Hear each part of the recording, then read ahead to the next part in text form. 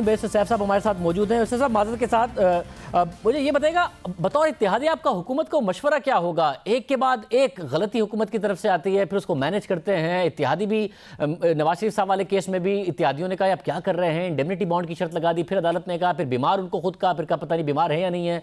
ये सारे के सारे मामला, और अब ये मसला आ गया आर्मी चीफ के अपॉइंटमेंट के हवाले से, आपको क्या मशवरा होगा?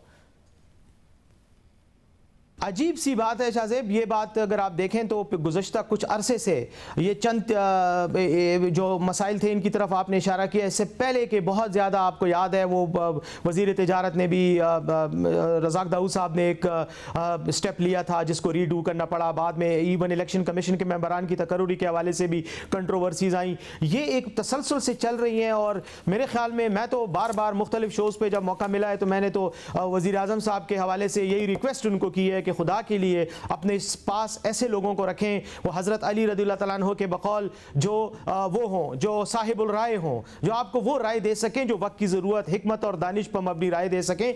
और उसके लिए आपको इल्म और तजुर्बे वाले लोग चाहिए। जो आपने इर्द गिर्द अपनी टीम इकट्ठी की हुई है, ये आपके लिए एम्बेरसमेंट का, शर्मिंदगी का बायस बनती है और आपको बार बार ऐसे मसाइल में उलझा देती है कि जिससे निकलने में ही आपका सारा टाइम ज़ाया हो जाता है और आप कौमी मफाद के इशूज़ को एड्रेस ही नहीं कर सकते, बल्कि नेशनल इंटरेस्ट को नुकसान हो रहा है। मैं ज़ाती तौर पे समझता हूं कि आर्मी सच एन इंस्टीट्यूशन जिसका तकद्दुस या उसके बारे में जो उसकी इंटेग्रिटी और क्रेडिबिलिटी है वो इस एक्शन से मुतासिर होने जा रही है या हो रही है। मैं समझता हूं कि ये एक बहुत बड़ा एक अलमिया है और वज़ीर आज़म साहब को अपनी टीम का बहुत अब जो है एक बार he must reconsider his team members and कोई जो रेडिकल स्टेप्स लेकर इस मसले से जान छुड़ाएं, वरना ये एक मुसलसल गलतियों का इर्तिकाब जो है वो फिर गलती नहीं रहती, वो फिर एक ब्लंडर और एक शर्मिंदगी का बायस बनते हैं।